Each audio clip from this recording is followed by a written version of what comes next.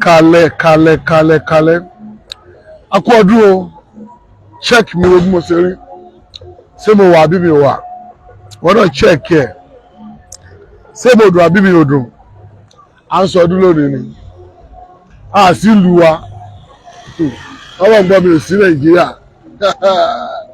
Ìlú ńlá mo wà. Fara Christmas padà, àbá kérésì padà. Èmi mo dá àbá kérésì padà. Rome mo wà lọ́wọ́ báyìí. Bí mo sì wà Rome ni mo rántí wípé kí ló fẹ́ ṣẹlẹ̀. Pé kí n rán ẹ̀yin èèyàn wa, pé kí n rán yín létí nípa birthday tá a fẹ́ ṣe fún bàbá wa Suleiman Lawal Egbeji Ogbomoso. Yá mi sọ pé lóògùn ọ̀fẹ́ o bàbá tiwa ó nìyẹn. Àwọn náà ti bá wa sọ̀rọ̀ ní òní kí n tó gbé fara Christmas wá sí Rome pé ká fi lè wo nǹkan tí ó ń ṣẹlẹ̀. Àwọn èèyàn wọn ò turn up fún nǹkan tá a sọ, ọlọ́gbọ́n wọn ò turn up tí ò lè yẹ kó rí bẹ́ẹ̀. Ó yẹ kí amúnú bàbá yìí, ó yẹ ká múnú wọn dùn. Ẹ̀rí pé àìpalẹ̀ mo tún ṣe, ó ní wípé ó ń dùn mí. Kì í ṣe pé nǹkan tí mo fẹ́ ṣe yìí kì í ṣe pé agbára mi gbé, agbára ọlọ́dẹ gbé. Ṣùgbọ́n ó wù mí kí everybody kó dá sí, kó nípìn nínú rẹ̀. Mo dúpẹ́ lọ́wọ́ àwọn kọ̀ọ̀kan láti Amẹ́ríkà ní US, àwọn tó wà ń lo òyìnbó, mo dúpẹ́ lọ́wọ́ wọn. Àwọn náà ti ń sìn kan tágbára wọn ṣe kí ni tágbára wọn ká. Ṣùgbọ́n àwọn àtàwà Nàìjíríà àtàwà kọ̀ọ̀kan àti ìdásí ètò jẹ́ ká dá sí. Sẹ́yìn kan tá a fẹ́ ṣe fún wọn is very very nice. Tí mo believe pé táwọn náà bá rí inú wọn máa dùn. Lágbára àti ra mọ́tò.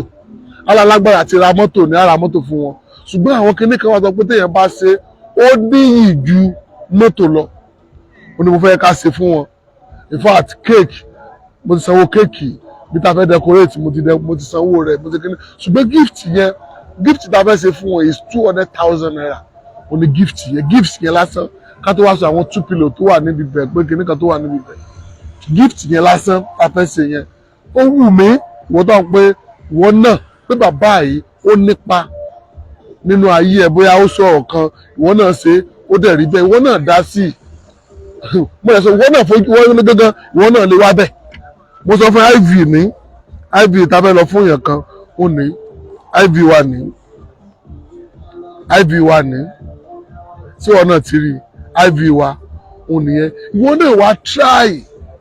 láti ṣe kí ni láti kópa nínú rẹ̀. Ìwọ́n náà lè fowó so kì í ṣe àkáǹtì mi lè máa fowó sí, àkáǹtì Ìgbàwáṣẹ́ TV ó lè máa fowó sí. That's UBA 10 26 30 57 08. Jẹ́ ń tún pé n tó bá ti lágbára wọn náà dá sí. Mo bẹ̀ wá ní ìwọ yẹ ká dá sí. Ẹ bá mi share program yìí, bá mi share ẹ̀ dáadáa. Ẹ ṣe bẹ́ẹ̀ ṣe ń share ẹ̀ bá mi share ẹ̀. A kú ọdún àṣẹ iṣẹ́ mi o. Mo kí ó ṣe ń dùn mí sí àyẹ̀kọ́ bí tí mo wà òtútù mọ́ mi wọ́n tó bá ń fìlẹ̀ ara mi tó bá ń fìlẹ̀ àárọ̀ lábógo sí yẹn tó lọ́wọ́ mo máa dé sí Nàìjíríà padà Bógoṣọ alẹ́ ọ̀la sọ́túnla máa dé sí Nàìjíríà padà. Ìwọ náà try láti ṣe 10 26 30 57 08. Gbọ́ mi dáadáa 10 26 30 57 08 10 26 30 57 08 UBA. Orúkọ tó máa gbé wá Ìgbàwáṣẹ́ TV ni, kì í ṣe orúkọ mi ló máa gbé wá, Ìgbàwáṣẹ́ TV ló máa gbé wá. Mo bẹ̀ wá yẹ káwa náà ṣe kí ni yẹ káwa náà nípìn ẹ ká nípa nínú rẹ̀. Tá a bá nípa nínú rẹ̀ ọdún tá a mọ̀ fẹ́ wọ̀ yìí a máa enjoy ẹ̀ dáadáa bí ògo ṣe kí ni bí ògo ṣe ń jẹ́ tọ́lọ́. Ṣùgbọ́n mo bẹ̀ wá gbogbo àwọn táwa l'Amẹ́ríkà táwa káàkiri gbogbo àwọn táwa lù tí mo wà náà nígbà tó fara Christmas dáadáa fara Christmas padà wá Rome ní fara Christmas wá Rome náà làwọn àdá fara Christmas padà sí Rome ní ọjọ́ òní à ń celebrate birthday yẹn kan ní that's Jésù Kristi. Ẹgbẹ́ àbáwá ti sọ̀rọ̀ àbáwá náà ti sọ̀rọ̀ wọ́n ti kí àwọn èèyàn yẹ káwa náà nípa nínú rẹ̀. Wọ́n á sọ fún wa pé àwọn fẹ́ béèrè àbí ìwọ náà fẹ́ ṣe frame fún bàbá wọ́n lè sẹ́ndì owó kọ́ sẹ́ndì orúkọ ẹ̀ abẹ́ fi picture tó wà ọ̀kẹ́ abẹ́ fi sí nọ́mbà ti tèmi wọ́n lè mẹ́sẹ̀gì ẹ̀ personal number tèmi má béèrè kankan lọ́wọ́ mi o nǹkan tó kàn fẹ́ béèrè ń bẹ̀rẹ̀ ni wípé ọmọọba ẹ dákun ẹ fún mi lákàtúntì number ọmọọba ẹ dákun èmi náà fẹ́ ṣe fírémù báyìí mo fẹ́ ṣe nǹkan báyìí fún bàbá ó dẹ̀ èmi náà ní gift báyìí tí mo fẹ́ present fún bàbá lọ́jọ́ yẹn aago 4 ló máa ṣẹlẹ̀ ní ilé Nígbàtí house ní ẹ̀yẹn kọrin ní ìlú Ìlọrin wọ́n náà lè witness wọ́n gángan lè wá wọ́n tó ń pọ̀ rí bàbá rí wọ́n gángan lè wá wo bàbá lọ́jọ́ yẹn gbogbo ẹni tẹ̀lé ń bá mi tẹ̀ ń launch foundation ọjọ́ yẹn náà bá fẹ́ launch foundation àti láwọn tó ti fún wa ní bag rice 4 ti kalẹ̀ àti ilé máa pín agbọ́dọ̀ wọ́n kọ́ launch foundation yẹn àtọ́ta bá launch foundation yẹn báyìí ẹ wà nípa máa bọ́ síta tá máa pín nǹkan Nàìjíríà lé àwọn èèyàn ebi ń pa àwọn èèyàn tó yẹ la fi gbé foundation yẹn kalẹ̀ àwọn ò ṣe ní ṣe kárí mi ẹni tó bá lágbára láti dá sí ni n táwọn fẹ́ máa ṣe ni wípé ká máa surprise àwọn èèyàn kákan rí ìyá kan ká ní àmọ́ mi ṣe báwo lẹ́bírìtì kìíní kan tẹ bá yẹn gbé kìíní kan fún báwo ni yín ṣe máa dùn sí ká dẹ̀ gbé fún un kínú rẹ̀ ṣe kínú rẹ̀ dẹ̀ dùn nǹkan táwa ṣe kí ni nǹkan táwa fún nìyẹn gbogbo ẹ̀yin orí Facebook ẹ̀yin orí YouTube ẹ̀yin ará TikTok ẹ bá mi share program yìí mo fọlọ́ bàbá ẹ tẹ love ẹ follow page wa ṣùgbọ́n ẹ ká dá sí birthday bàbá wa Suleiman Lawal Egbeji Ogbomoso yẹ ká dá sí ó ní dúró ń bẹ̀ ni gbogbo nǹkan tí mo wọ̀ yẹn kan ló ra fún mi ibi tá a ti bá a dé nìsín àwọn òfowó ra sọmọ́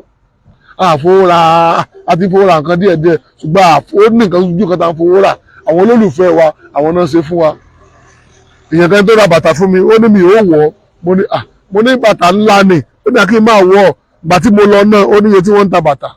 ẹni tó fún mi ní up and down Amẹ́ríkà ló wà mo dúpẹ́ lọ́wọ́ yín o àwọn tó mọ yìí mí nìyẹn àwọn kan wà ẹ̀ mọ yìí mi ẹ tó máa bú mi ni jẹ́ sàṣírí kan fún ẹ tó o bá ti lè múnú bàbá mi dùn Alhaji Suleiman Lawal Egbeji Ogbomoso tó bá pe nọ́mbà wọn tó bá pìkẹ́ tó bá pè mí mi ò ní dẹ́ lóhùn gbọ́ mi tí wọ́n bá ní ìdìrànlọ́wọ́ lọ́wọ́ tèmi náà èmi náà ò ní ṣe é ohun tá a nídìí láti ní pé jẹ́ ká support àwa ẹgbẹ́ wa náà débẹ̀ TV la fẹ́ sí yẹn ẹ̀dùn torí yín náà ni ẹ máa kókó ìwé ìròyìn news lọ́tún news lọ́sì ẹ máa gbọ́ nǹkan tó ṣẹlẹ̀ àwọn agbódífẹ́ àwọn èèyàn àwọn agbódífẹ́ babaláwo àwọn máa gbé ọlọ́sàn yàtọ̀ sí ọlọ́sàn tó pé ẹjẹ́ kó nínú lómi yàtọ̀ sí ọlọ́sàn yẹn ẹ̀dùn àṣà àwọn máa gbé àwọn confam ọlọ́sàn a máa gbé wa pé ẹ tẹ́ ń pè tẹ́ ń bèrè Àbátọ́pẹ́ aṣọ fún yín Àbátọ́pẹ́ Sàwó ti kú ọdún yìí ló pọ́dún kan sí Àbátọ́pẹ́ Sàwó tó kú ẹ tún máa pè ẹ máa béèrè pé ẹlẹ́kùn Àbátọ́pẹ́ ti kú ṣùgbọ́n bí táwọn lọ́kọ́ nìyẹn ẹ ká support program ta ní January 1 ọjọ́ yẹn lèmi náà ṣe birthday ẹ rí i pé mi ò láòdù ẹ̀ mi ò pariwo ṣùgbọ́n tó gbé mi ni pé tí bàbá wa Suleiman Lawal Egbeji Ogbomoso yẹn mo fẹ́ ká múnú wọn dùn ọdún tó ń bọ̀ mo ti láwọn nǹkan tó ti ní ká kóra wa jọ wípé ká máa san sálárì fún bàbá irú àwọn yẹn ó ti ní nǹkan tá a máa ṣe fún wọn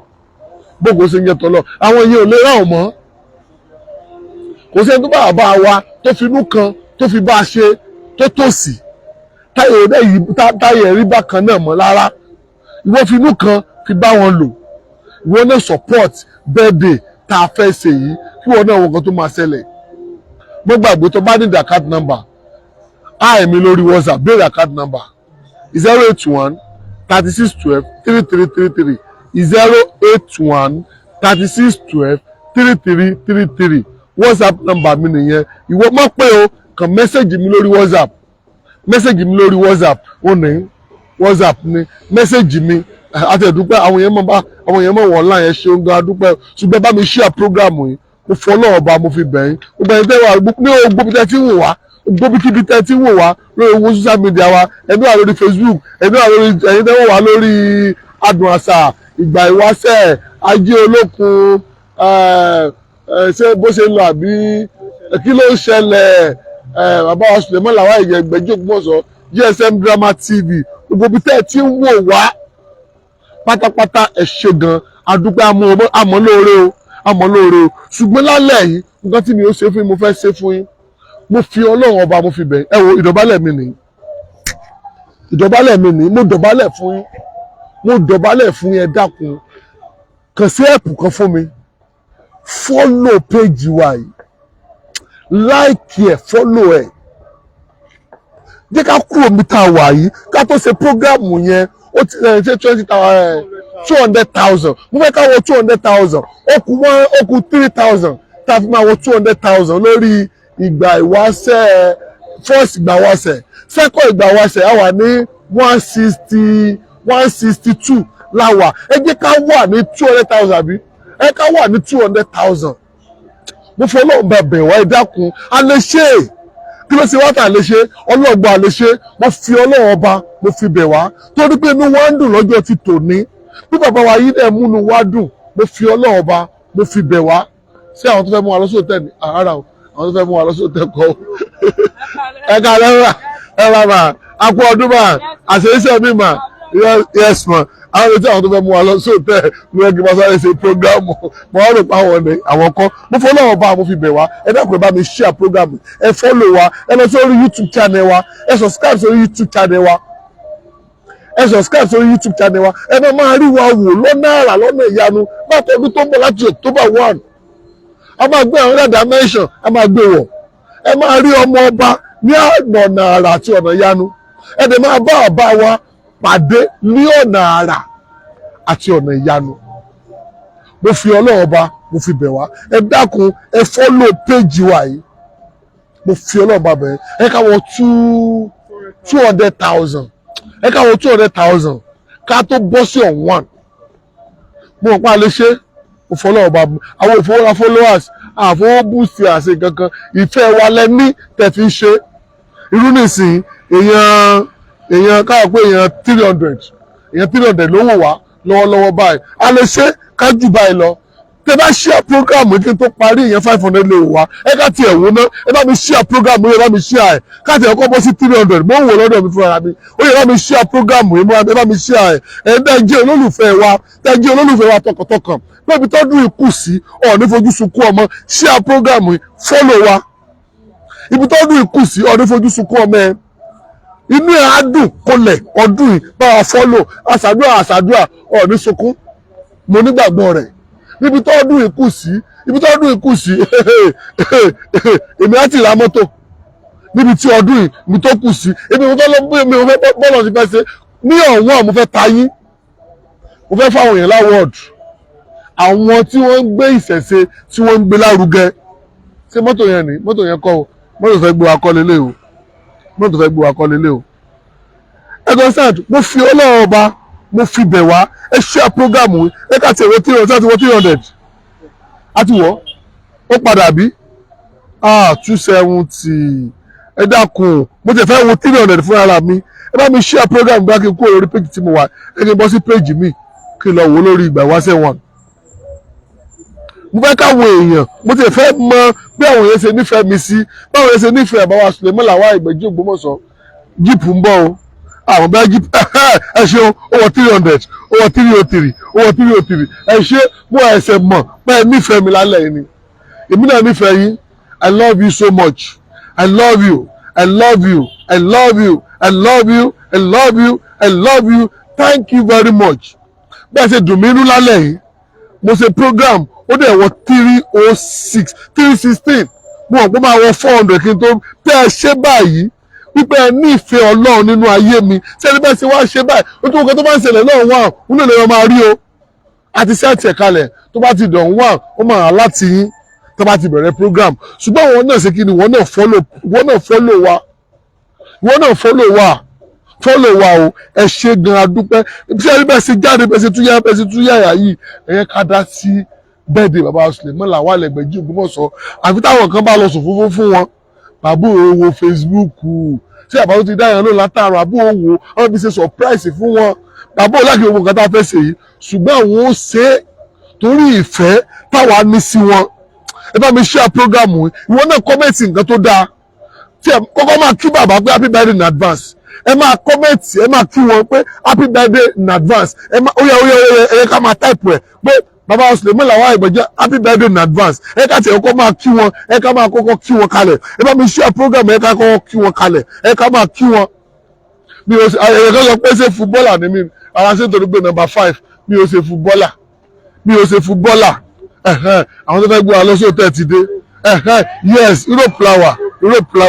yes ẹ ṣeun ah 330 thank you very much ẹbú fàfà alórí TikTok láwà ní alàpò ẹbú ẹ mi share program yẹn ẹ mi share thank you very much ẹ ṣe gan ṣùgbọ́n bẹ́ẹ̀ ṣe ń ṣe náà ẹ bẹ́ẹ̀ ká gbàgbé bẹ́ẹ̀dì bàbá Suleiman Lawal Egbeji Ògbómọ̀ṣọ́ ẹ wọ́n gbàgbé ẹ̀rọ swagger ni o swagger ó yẹ ká mi share thank you very much thank you torí pé ẹ̀dùn mi nínú lálẹ́ yìí Ọlọ́run máa dùn yín nínú bí ògo ṣe ń jẹ́ tọ́lọ́m lọ́la bàbá wa Suleiman Lawal Egbeji Ògbómọ̀ṣọ́ Ọlọ́run máa dùn yín nínú bẹ́ẹ̀ tí ẹ̀dùn mi nínú wípé ẹ bó fàáfà ẹ share prógámù yìí èmi náà máa gbé yín débẹ̀ lọ́la Ọlọ́run máa gbé yín débẹ̀ lọ́la máa gbé wá sílùú Èsì ẹ̀ máa wá fi àwọn nǹkan kan hàn yín nílùú Èsì ẹ̀ lọ́la ìwọ́n tó ti bọ́ lu Èsì ẹ̀ tó ọmọ kan tó ń pè ní tó ọ̀dẹ́bẹ̀ rí máa gbé wá sílùú Èsì ẹ̀ lọ́la ṣé ló gbàgbé ìlú Èsì ẹ̀ ní play wá o wàá rí play yẹn lọ́la bí ògo ṣe gíní bí ògo ṣe ń jẹ tìtọ́ lọ ẹ máa wo ẹ ká pàdé ṣùgbọ́n ẹ má gbàgbé o 081 3612 3333 WhatsApp number mi nìyẹn bí ìrìn account number tó máa sanwó sí fún ti bẹ́ẹ̀dì bàbá Suleiman Lawal Egbeji Ògbómọ̀ṣọ́ gbọ́ mi 081 3612 33333 081 3612 3333 ẹ wo inú mi dùn ẹ jẹ́ sífìlà fún yín mo bẹ́ẹ̀ fún yín mo ṣe kí ni mo bẹ́ẹ̀ fún yín wípé ẹ ti ẹ̀dùn mi nínú nǹkan tí mo ní ká ṣe ẹ dẹ̀ ṣe fún mi ẹ ṣe gan o ojú òní tì yín o ẹni fojú sunkún ọmọ o ẹni fojú sunkún ọmọ ẹni fojú sunkún ọkùnrin kọjá bàbá yẹn bá ń gbé síbà ẹ bá ń gbé sójú bàbá yẹn. lágbára Ọlọ́run àṣeyí ṣàmọ́dún nínú ọlá nínú owó nínú àlùbáríkà nínú ìfọkànbalẹ̀ nínú tẹ̀síwájú ayé apá ọ̀tá apá oṣù apá àjẹ́ òní kọ́ àṣẹ iṣẹ́ la wà yìí o ṣe àbámọ̀ ọmọ ilé àjọpọ̀ ìjọba pátá wà yìí nígbàgbọ́ wípé gbogbo tá a bá ṣe ń lu yìí ìtẹ̀síwájú bẹ́ẹ̀ ni mo máa jẹ́ sí wa ilé àbálájẹ́ la wà yìí bẹ́ẹ̀ ni ìlú Èsì ẹ̀ bẹ́ẹ̀ ni ẹ́mbásì la wà bẹ́ẹ̀ ni náà ní tọ́jú wa mú wa tó bá ń gbọ́ iṣu lọ́wọ́ yìí tó bá jọmọ Èsì ẹ nítòótọ́ tó mú mi ọ̀sìn dàgbà bá wà London bá wà Amẹ́ríkà bá wà ní UK bá wà anywhere a nígbàgbọ́ wípé àṣẹ ti gùn bẹ́ẹ̀ ni àṣẹ ti gùn ó dẹ̀ ti dàṣẹ àṣọdúnmọ́dún àṣàyọ̀máyọ̀ láwọ àṣàyọ̀máyọ̀ ẹ̀ka fúnlẹ̀ bá nínú ọlá nínú ìgbéga nínú ayọ̀ bó ṣe máa rí ní ẹ̀sẹ̀ ẹ̀ náà ti rí ẹ wọ́n gbàgbé láàárọ̀ lábòkó ṣe yẹn tọ́lọ́ a ó wúri àárọ̀ tẹ́ bá ti wúri àárọ̀ á tún pàdé 081 3612 333 ìwé náà béèrè account number kò sí iye kan tó kéré gbẹ̀yìn tẹ́ wà ń lo òyìnbó ẹ̀yin náà ẹ dá sí ẹ kí bàbá yẹn wúre fún wa ní ọ̀wọ́n káwọn nǹkan tó máa ṣe àwọn tó wúre fún lọ́dún tó kọjá ayé wọn ò yí padà ibẹ̀ lèmi náà wáyé tèmi ò yí padà ayé mi ń tẹ̀síwájú ni ayé mi ò dúró sójú kan ayé mi náà ń fò bẹ́ẹ̀ láyé tí ẹlẹ́yìn máa ṣe kí ni bẹ́ẹ̀ láyé tí ẹ máa fò I love you so much ó dàbọ̀.